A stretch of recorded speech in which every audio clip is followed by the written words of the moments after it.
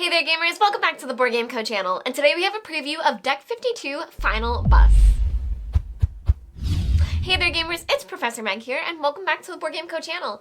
Today we have a preview of Deck 52 Final Bus by Juegorama. Now, this is a current Game Found campaign, so you can check out the link down below for everything that they have planned. This is a sponsored preview, and this is also a prototype copy in front of me, so all rules, components, things like that are subject to change, and this is part of the Microrama collection. So if you check out the link down below for Game Found, you'll see that there are actually 4 solo games that are included in this collection, and this is just going to be one of them. And to be completely honest, this one is quite punishing, that sometimes the puzzle works in your favor and you're able to figure it out, but it does take all of your wits to be able to try to figure out the puzzle of getting through Deck 52 Final Bus. So with that, players are going to use the different items that you have available to you, all while utilizing your special ability for your particular hero, and you're going to try to interact with different locations while sprouting new locations, completing your different objectives, and once you complete 3 different objectives, you're able to win the game. So that is the goalpost of what you're trying to do. You're trying to complete those 3 different objectives,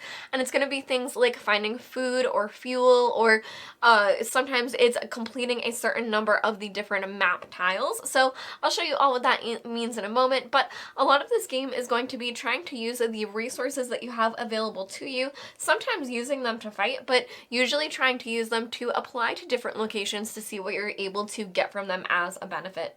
Now, there is also a campaign mode of this game where you actually play through a map. I'll show you that in a moment, but you're going to play through a map trying to go from start to that 52, the Deck 52. So you're trying to travel along that by completing different missions every time, and when that happens, you are going to add enemies to your deck. So I'll get into what enemies mean in a moment, but it's going to get a bit harder and harder as you play through the campaign mode, which, trust me, this game is pretty difficult, I think, as it is. So going through the campaign is going to provide quite a challenge for solo players.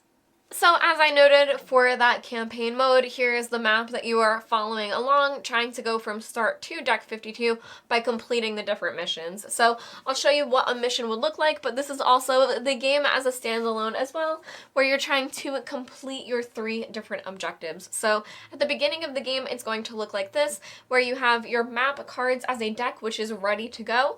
You have your objectives, where you have your 3 that you're trying to complete. So for example, in this one, we're trying to find fuel as well as food, and then resolve 9 map cards. Then you have your deck of heroes. We're playing as the boy, which has their smart kit ability, which will allow us to keep the key, torchlight, or tools after use. And they also have weak, which is the inventory limit is 4 cards. And when we do use our ability, we will flip from our rested side over to our tired side. So we are only able to use that ability once per rest. Once we rest again, we'll go on to our rested side. But as you may have noticed, this is going to be our health tracker, and we have 2 different tracks that we're going on. So depending on whether we take damage or if we are becoming a bit more radioactive, we will either move this up or we will move this down respectively, depending on our interactions.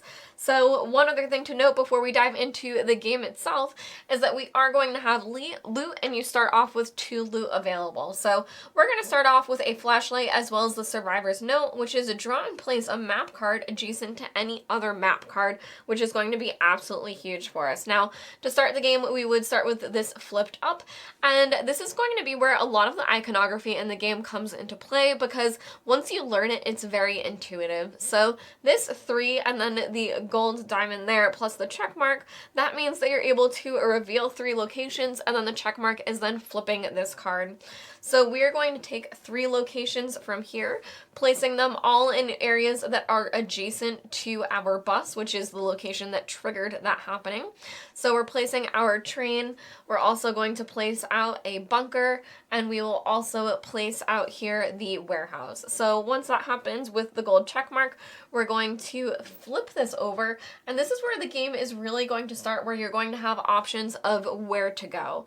So anything that you see this number here, that's for the campaign play, but otherwise you're going to want certain things to trigger these cards. So for example, we're looking for fuel and food, but this is water. So if we ever do acquire water, we're able to use it at the bunker for something else, but you can see that it's either or for the actions, and we do have the flashlight. So we're able to use the flashlight here if we choose to do so. Down here you can see there's the warehouse, which we would be able to use a grenade or a key. Unfortunately, we don't have either of those. And then over at the train, this is something interesting where you're able to add damage to your character for going to this risky spot instead of trying to pay something to go there instead. Now let's choose to have us go to the train, and we're going to take some radiation poisoning. So this is going to move up on us here. We're going to want to keep an eye on that because you only have so much health and that's how you're going to lose the game. But we're going to trade that in to reveal 2 other locations and then flip this card.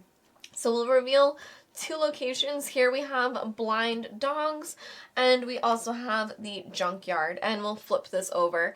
Now, this is a good time to note that while we did interact with this pack of dogs, they are still a yellow card. So there are going to be cards added to the deck if you're playing in campaign mode, which are going to be red and orange, and they're going to have this red skull up here. So there are also some that are yellow, but the red and the orange have to be resolved first. So if a red card is out, you have to resolve that one first, and then if there's an orange card, then that one. So if there's all yellow cards and 1 orange, you have to resolve the orange one, but if there's an orange and a red, you have to take care of that red card before you would take care of the orange card.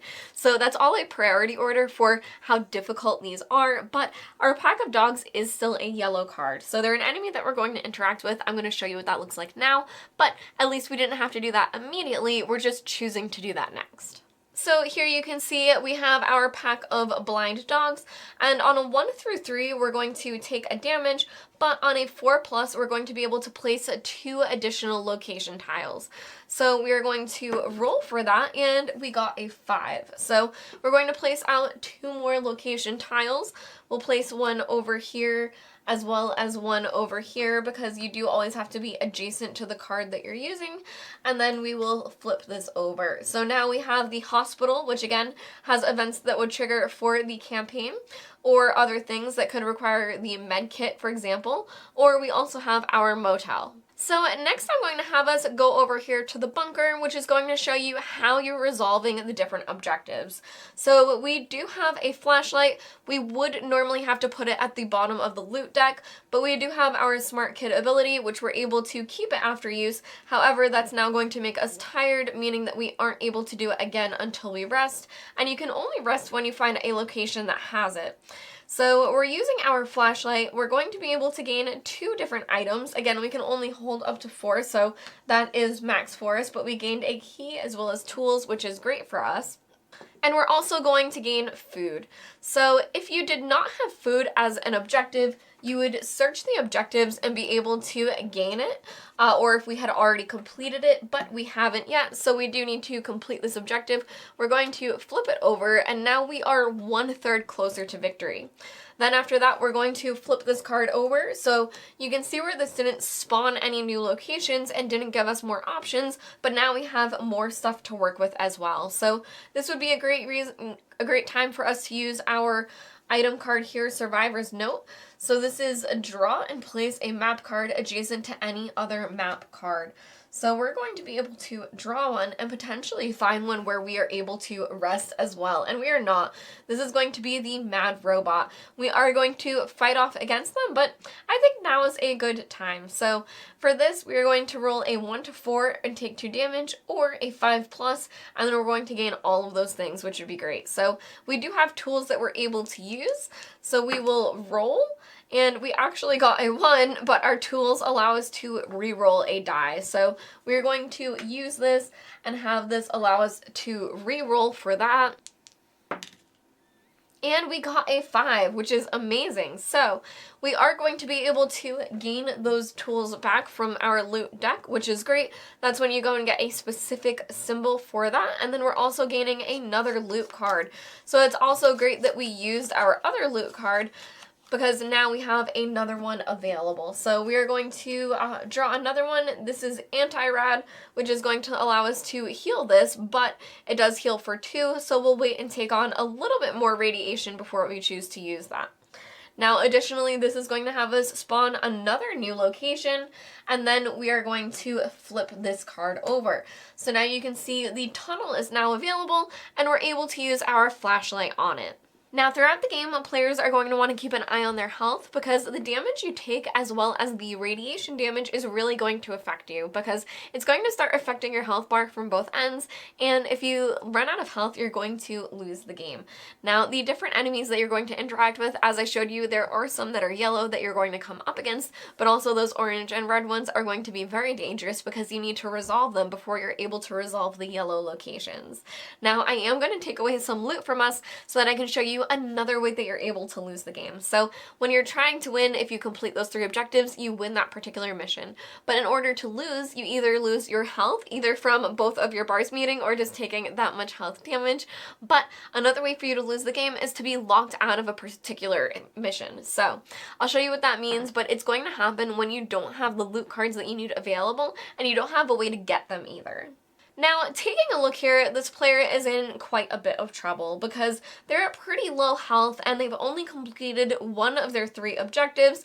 They need to resolve 9 map tiles, which they're getting closer to doing, but they also need to find fuel, and that's nowhere on the board to be seen.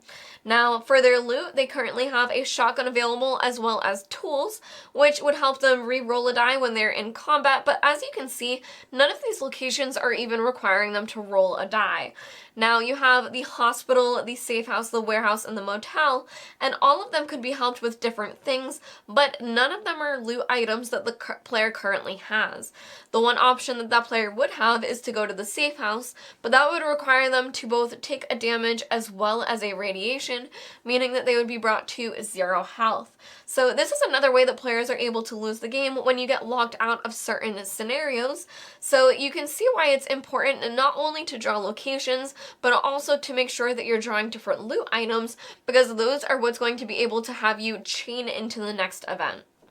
Overall, Deck 52 Final Boss is going to be a game where you're constantly trying to plan ahead for the future, where you have these different location tiles that are coming out, and you really need to have those different loot cards to unlock the abilities that you want for the different locations. So you're definitely going to want to make sure that you're able to uncover new location cards, because that's how you trigger all of the different actions that you're able to do, but you really need those different loot cards, because if they're not unlocking the things that you need, you're kind of just ending up with a bunch of map cards out on the table, and then they kind of lead to nowhere for you. So the combat can be really fun where you're rolling the d6, hoping for the best to happen, and you have your different loot items to hopefully mitigate that and make your rolls a bit better, gaining you some successes and even more treasures, but ultimately you're trying to solve your different objectives. So you're really looking for those different loot items that are going to be able to trigger those objectives for you, because things might look dangerous, they might look like you're in dire straits, but it's all okay if you're able to meet that 3rd objective and just be able to finish it before everything really falls apart. So this is a game that I felt was quite tricky, that you had to restart multiple times, that sometimes there are just pathways that the cards can't lead into others, and you kind of get stuck and didn't plan ahead for everything that you needed. But that means that when you are able to beat the game and make it all the way through to the end, it can be really, really rewarding. And as I said, there is the campaign mode that you're able to add in, and another thing to note is those red and orange cards that are here, you are able to add them for an increased difficulty as well. So you're able to play with those if you want to, even if you're not playing the campaign mode, if you want a bit of a harder challenge, but I highly recommend getting a hang of the game before you try that, because where it is all very intuitive, the iconography is very straightforward, and learning the rules is pretty easy. Finding those chains of how you want the different location and loot items to spawn can be very, very difficult. So this has been a preview of Deck 52 Final Boss by Huegorama. You can check out the game found link down below for everything that they have planned. I've been Professor Meg. Thank you all for watching the Board Game Co channel, and I'll see you next time. Bye!